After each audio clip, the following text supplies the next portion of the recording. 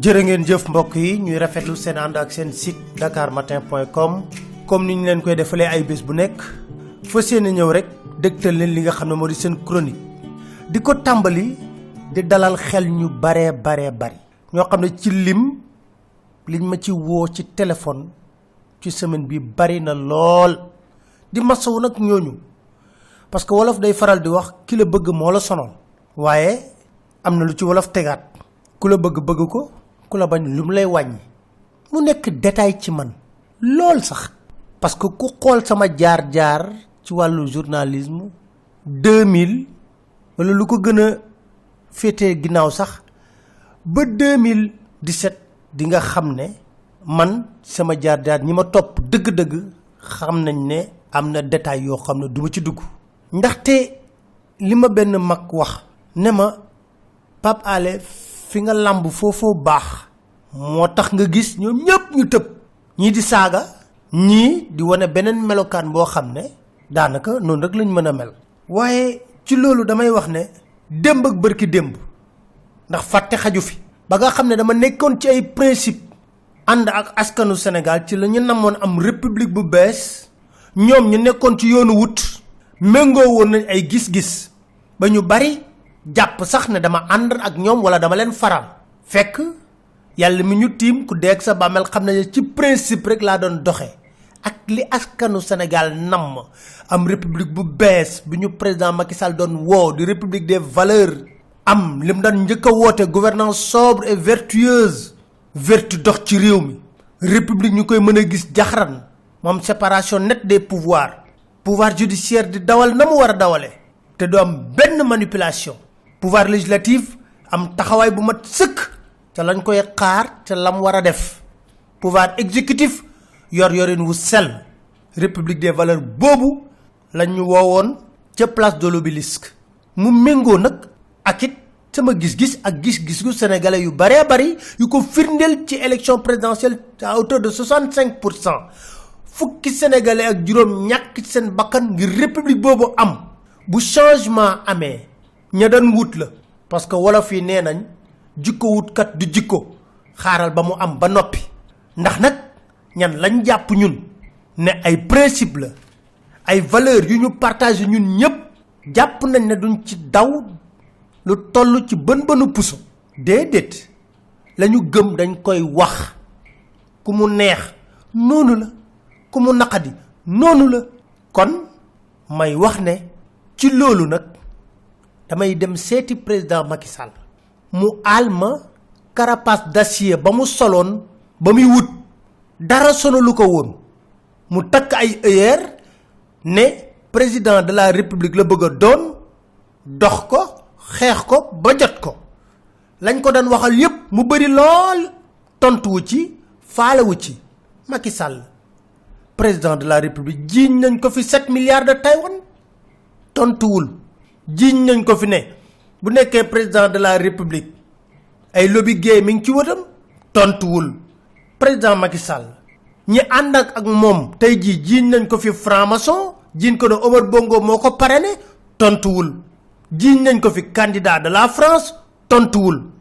jiiñ nañ ko fi manipulation ethnique alpulaar séeréer yëkkati woon nañ ko fii ca booba maa ngi fàttaliku man maa toogoon ca télévision bi ne loolu nañ ko teg ci suuf ndax APR moo gagné Dakar te Dakar benn ville gënu ko cosmopolite jiinoon nañ ko fi tontuwul lu tubaab yi wax dafa resté de marbre focalisé wu sur l'essentiel noonu nag lay doxalee ak ñëpp ndax nag li may wax ku Sénégal ñor nekk sa kanamu bët nit du fees sa bët déedéet nit kuy fees sa bët mooy nit gi nga xam ne day méngoo ak dëgg yor réew mi ci yorin wu sell nga ànd ceeg moom bu juumee ñu ne ko juum nga ndax nag wala fi dafa am lu ñu wax sa jëfu tey mooy sa jëwu ëllëg yàlla na suñu jëfu tey di rafet ba buñ koy nettali mu mel ni jëw tamit ku nekk war cee mën a am kontante ñi ne Racine Sy rek ñëpp naaw waaw Racine Sy kenn war Racine Sy li ko war ca booba ca dëgg-dëgg mooy jóge IPRES mandaam jeex na fa bu yàgg bu nekkee ne li ñuy wax ci moom dafa jub dafa baax mandam jeex na IPRES bu yàgga yàgg mu riigo fa toog dëkk bi kay moo tëradi ba am ay intouchable rapport IGE juillet 2013 épinglé nan gestion King Fahd waxuma sax ay gestion IPRES ci wàllu suuf ci ca monument de la renaissance loolu yépp ci yarinam la ñëpp tëb di wax dinañ ko wax ndax réew mi rek moo ñu ñor bu nekkee nag ñamuy wax dañuy jëflanteeg ñoom ba leneen di ci am loolu toppatawuñ ko lu ñu toppatoo moo di Sénégal moo ñu ñor ay intouchable waru fi am ay lobby waruñu ŋànk pouvoir bi loolu sànq mi ngi am réew mi du jaar ci yoon te réew mi nag lu ko gën a yàq mooy dafa bëri lobby ci foo dem le pouvoir est pris en otage par des lobbies conflit d'intérêts yi na fi xuus ñi nekk ci business nekk ministre conseiller auprès du président de la république na fi xuus waay jàpp nga kenn koo xam ne mi ngi yëngatu ci mbir nekk ministre conseiller mbir moomu buñ ko waree wëlbati ngir mu jariñ askan wi dina wax président de la république ne ko tasal lobby bi mënta nekk looloy dëgg la présidence est prise en otage par des lobbies yooyu nag ay affairistes rek ba tax bëri na ay chef d'entreprise ay hommes d'affaires yu ma woo téléphone ne ma ngal la waaye laajal nu président de la république lu tax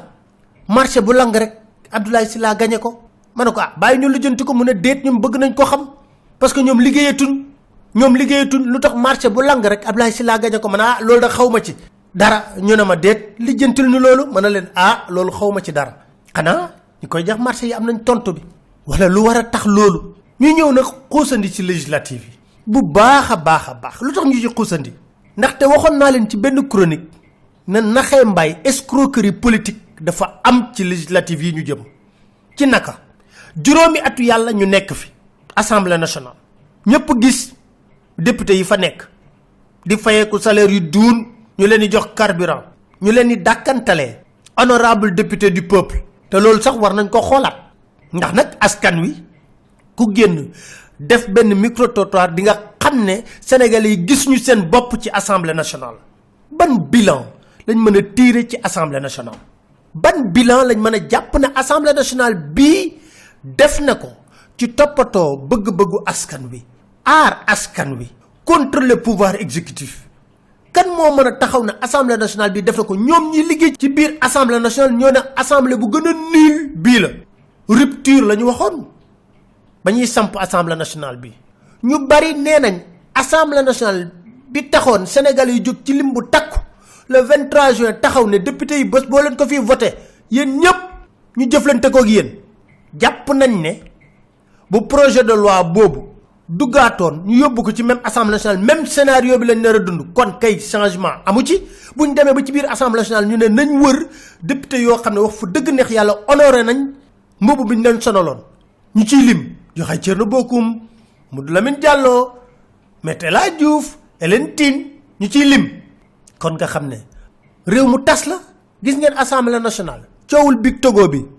pouvoir exécutif di wax ne dédommagé nañ ko toll ci 12 ñi di wax 13 kenn xamul somme exacte bi ci benn mbir boo xam ne kenn xamul nu mu demee lépp lëndëm waaye assemblée nationale bu nekkoon ne danañ saytu rek alors réew mi du woo ne mbir mi nañ ko leeral rénovation building administrative coow li mu jur yëpp ba tey ji mun ta pare app bi weesu na bu nekkoon ne assemblée nationale doon na liggéey rek est-ce que warta saytu loolu pétrole bi coow li ci nekk lépp zircon bi coow li ci nekk lépp scandale foncier yi am ci réew mi ba bu ci mujj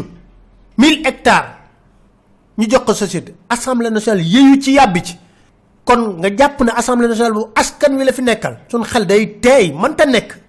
ñoom kay assemblée nationale boo xam ne la pouvoir exécutif moo ko contrôler di ko def la doon ko def li gën a yées moo di acte 3 de la décentralisation bu waroon changer xar kanamu réew mi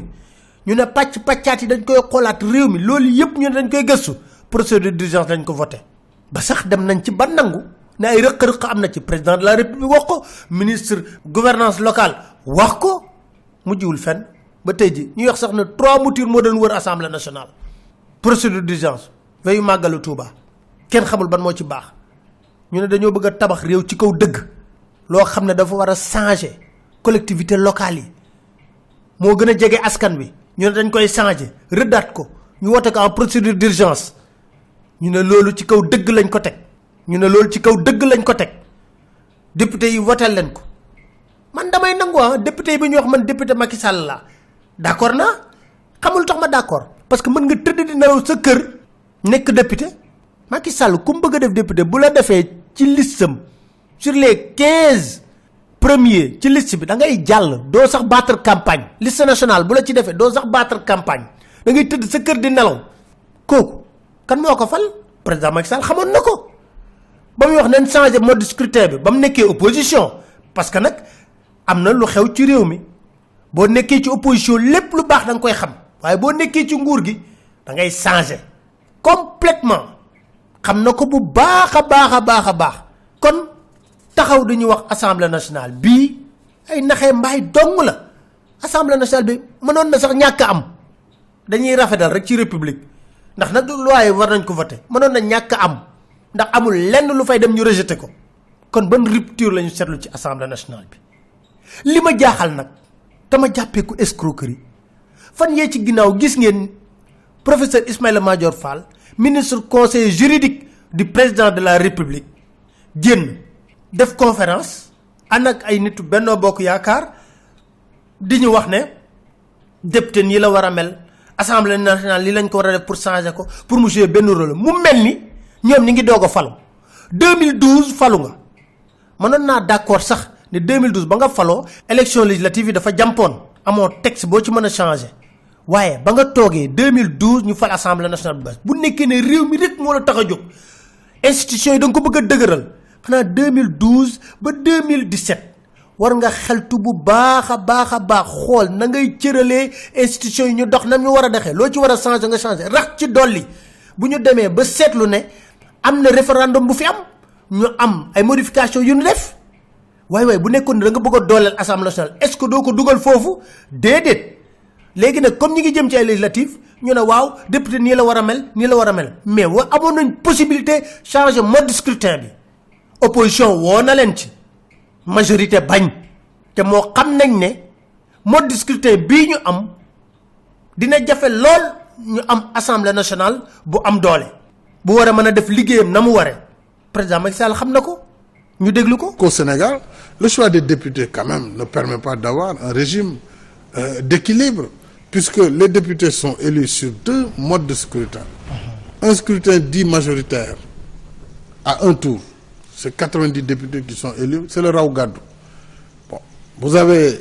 une voix de plus, vous prenez tous les députés de Dakar par exemple. Ils sont 7, vous avez 30 voix, moi j'ai 29, vous prenez les 7. C'est pas très démocratique. Ensuite, vous avez 60 sur la liste proportionnelle. Mais le choix de ces 60 incombe au chef de parti en général. Donc le député qui est là, il n'est pas choisi par une circonscription, il n'est pas choisi par des électeurs, mais il doit son élection au choix de son parti et simplement par le nombre global de voix. Donc dans de telles conditions, on ne peut pas dire que l'Assemblée nationale va être le centre d'impulsion de la politique. Je pense que l'Assemblée a un rôle essentiel à jouer, c'est le rôle de légiférer, c'est le rôle d'autoriser au gouvernement le budget annuellement, de le contrôler. Le contrôle parlementaire, c'est extrêmement important. li am ba des moo di pouvoir exécutif bi ñoom ñoo bëgg am assemblée nationale bi ñu mel chambre d'applaudissement lu ñu fa indi ñu voté ko may déggati professeur Mané di wax ne concept Montesquieu un pouvoir qui arrête le pouvoir c'est dépassé non loolu laa lay wax man damay jaaxle des fois un pouvoir qui arrête le pouvoir waxuñu ko pour créer une crise déedéet pouvoir dafa war a mën a arrêter benn pouvoir lu tax ngir njariñu askan wi njariñu république parce que pouvoir tamit du nekk am naa doole lu ma neex ma def déedéet foofu lañ koy waxee dañ ne pouvoir exécutif la mën na mu def am ñeneen ñu ko saytu na lii méngoo nag intérêt askan wi loolu la ñu wax pouvoir judiciaire bu nekkee ne pouvoir yi dañoo def rëq-rëq mën leen atte foofu la ñuy waxee coopération moo am ci diggante pouvoir yi parce que pouvoir exécutif day dem waxtaan ak pouvoir législatif ne lii laa nam ma def yéen ñi nga xam ne da leen jàppee député du peuple yéen a nekk ci gox-goxaat yi lii laa nam ma def ñooñu wax seen xalaat bu méngoog bëgg-bëgg askan wi ñu àndandoo voté ko bu nekkee njariñu réew mi ñu àndandoo voté ko loolu la ñu wax mais waruñu nekk ay pouvoir yoo xam ne dañuy nekk pouvoir concurrent déedéet ñoom ñëpp ñooy àndandoo mooñandoo seen doole ngir république bi waaye waxuñu un pouvoir qui arrête un pouvoir dans une logique de crise wala de concurrence waaw pouvoir exécutif kan moo ko mën a contrôler bu nekkee bu ne dañuy dooleel pouvoir judiciaire ñu ne wëy day am république des juges bu ne dañuy dooleel pouvoir législatif ñu ne wëy day am crise yaa kon pouvoir exécutif daal day toog lu ko neex mu def bu méngoowul askan wi sax nekk bëgg-bëggu am ay soubassement politique pour la conservation d'un pouvoir ñu nangu ko dañ waxante dëgg crise mënu cee am ndax coow li ba mu baree ci ay régime parlementaire régime présidentiel ci biir ñi nga xam ne ñoo liggéeyoon ci assises yi président Macky Sall amoon na lu leer lu mu waxoon ne coow mënu fee am régime yi nañu bàyyi coow li ban gis-gis la amoon ëllëg ak si biir bu opposition bi amoon majorité foofu ci assemblée nationale waxoon na ko ñu déglu ko. Un président réellement démocrate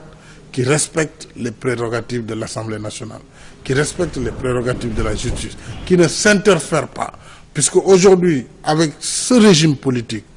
lorsque nous allons à des élections législatives et que l'opposition gagne la majorité législative, c'est elle qui forme le gouvernement et non le président de la République. Et c'est elle qui va, à partir de ce moment, définir la politique. Parce qu'elle sera entièrement responsable du choix des ministres, de la politique à mettre en œuvre. Donc nous n'avons pas un problème de régime. Il nous faut au contraire travailler pour la promotion de l'état de droit. C'est ça qui est important, un état de droit et non pas un régime de type présidentiel, de type législatif. Parce que dans chaque modèle, vous avez des avantages et des inconvénients. Li deug ba nek deug. Et que c'est faux de dire que dañoo soxla majorité pour gouverner. Déedéet. Réew mi boko namé yor ci deug. Nam ko yor ci djub. Nam ko yor ci njariñu askan wi. Japp na yow bo togué fofu nek président de la république lepp lo yëkëti ci projet de loi askan wi nga ciy seet nit ñi nga ciy seet sa bopp fàtte nga ko sa bopp clan politique fàtte nga ko réew mi moo la tax a jóg waaye crise du am ndax loo yëkkati leeral ko sénégalais ba noppi amul kenn ku nekk assemblée nationale ku ko sañ a dàq même bu nekkee opposition bés buñ ko defee askan wi ñooy jël yet fekk leen ci assemblée nationale kon taxaw di wax ne dama soxla majorité pour gouverner c'est un faux débat lii dëgg ba dëgg mooy yow mi yor réew mi pouvoir exécutif la ñuy xaar ci yow mooy lépp loo yëkkati muy projet de loi na doon gëneel ci askan wi na doon loo xam ne sénégalais yi dañ ciy gis seen bopp na doon loo xam ne politique politicien laxasu ko nga yor nag yorin wu sell ku luubal nga teg ko ci yoon même bu faree ak yow ndax alal diñ ko dénk alalu askan wi la kon soxla woo impérativement une majorité pour gouverner déedéet boo soxla une majorité pour gouverner am nga leneen loo laxas ci biir parce que dama ne Sénégal gii opposition mënu fi am majorité ba bloquer pouvoir exécutif bi mënta nekk bés bu amoon timit président Macky Sall yëkkati fi ay projet de loi loo xam ne day jëmal ngëneel ci askanu Sénégal opposition bi bés bu ko bloqué askanu Sénégal fekk leen foofu ñamoon nañ fi 23 juin amul kenn ku ko sañ a def amul kenn ku ko sañ kon taxaw di wax ne j'ai besoin d'une majorité pour gouverner c'est un faux débat liste yi ñi ngi wax ne 47 liste moo fi am mais lii dëgg ba nekk dëgg kuy waxal yàlla te yàlla tax ñëpp xam nañ ne am na liste yoo xam ne c'est suscité nit ñaa ngi koy wax c'est suscité par le pouvoir te li ma leen wax jàpp leen ko fii xool leen ñi nekk ci liste yi am na ñoo xam ne bés bu ñu génnee ci législative yi ñu commencé waxtaan ak président Macky Sall parce que xam nga lu tax parce que ñu ngi préparer une nouvelle coalition président Macky Sall bu génnee ci législative yi kenn dootu ko sonal la kenn dootu ko sonal ligne droite lay jëm ci élection présidentielle amul benn allié bu koy chantage wala loolu lu leer laa leen wax te mi ngi koy pare bu baax a baax ci investiture Benno Bokk Yaakaar yi pare na ko bu baax a baax néewal na doole ñi nga xam ne ñi ngi ci biir Benno Bokk Yaakaar jàppee nañ seen bopp ay parti yu rëy lañ di parti socialiste de AFP ñoom ñëpp xool leen investiture yi bu baax a baax pare na pour am une majorité qualifiée à l'Assemblée nationale liggéey ak ñi mën a liggéey ba tax liste yu bari yi nga gis yëpp soo xoolee dañ leen suscité par le pouvoir parce que la dispersion des votes maanaam vote bi tas ci kan la gën a arrangé ki nekk pouvoir kooku mën na sécuriser ces militants qui vont voter militants yi nga xam ne dañoo nam voter opposition buñ ko tasee parce que mbir mi raw gàddu la buñ ko tasee ci vote yi moom mën na am benn électorat bu ko permettre mu gagner mbir yi bu yàgg loolu mooy objectif am c'est clair net et précis te bu ñu demee ba jub mbir yi dinaa leen tuddal liste yi nga xam ne pouvoir bi moo ko suscité ak it bu ñu paree législative yi ñoom nan nar a waxtaan am na ñoo xam ne waxtaan nañ ba féetee boor xool leen bu baax liste yi ku ci nam ma votel opposition bi dem di voté ji xoolal bu baax a baax ki ngay tànn ak ki ngay votel waaye dispersion des voix moom jàppal ne pouvoir bi rek la arrangé wul keneen fichier bi nag damay wax fii ñu ngi koy topp bu baax a baax am nañ ci ay données yu leer nañ dama leen wax ay chiffres yu valable parce que tamit dañuy lijjanti situation finale à la date du 23/4/2017 fichier bi njëkkoon biñ dàq mi ngi nekkoon 5 496 406 fichier bu bees bi ñu yor à la date du 23/4/2017 mi ngi toll ci 6 350 258 inscrits ñëpp nag doon ay électeurs parce que bu ñu fàtte mukk na dañoo boole ñaari fichiers yi mooy carte d'identité ak carte électeur dañoo jàpp ne ñëpp a bindu mais ñi jàpp ne ñi bindu ñëpp mooy 6 350 258 inscrits yëpp war nañoo mën a am carte électeur chiffre yu wóor laa leen jox yu bàyyeekoo ci direction de l'automatisation du fichier à la date du 23/4/2017 ñi ngi toll ci fichier bu njëkk ba mi ngi nekkoon 5 496 406 bii à la date du 23/4/2017 ñi ngi ci 6 350 258 inscrits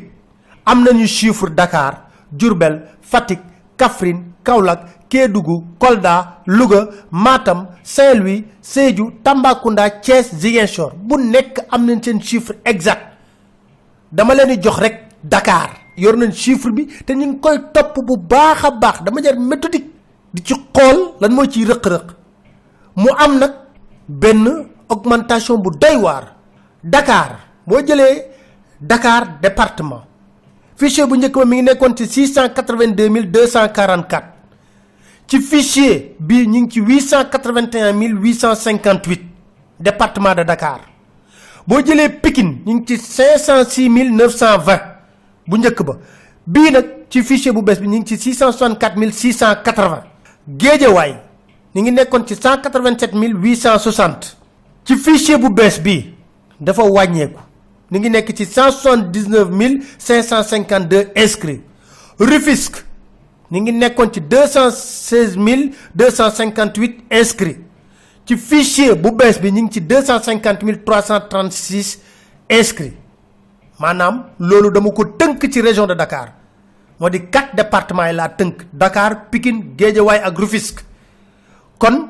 jàppal ci fichier bii département de Dakar ñu ngi ci 881 858 inscrits Pikine ñu ngi ci 664 680 inscrits Guédiawaye ñu ngi ci 179 552 inscrits Rufisque ñu ngi ci 250 336 inscrits am na liggéey buñ ciy def nag ak ay techniciens yoo xam ne yu baax yoo xam ne ñu ngi ñuy toppal fichier bi bu baax a baax bureau fictif yi ñuy dégg tamit am na wala amul loolu yëpp li may wax rek am na sénégalais yu patriote lool loo xam ne Sénégal rek moo leen ñor nit feesul seen bët bëgg nañ démocratie Sénégal vitalité bi ñuy wax ñu gis ko dund réew moo xam ne république day am cër buñ ko jox bu baax a baax li ci des nag ñu yamale lépp tolloo lépp lu yàlla def ñu xam ne loolu dogalu yàlla la di leen sant di leen gërëm di leen dig daje incha allah seen beneen chronique seen site dakarmatin.com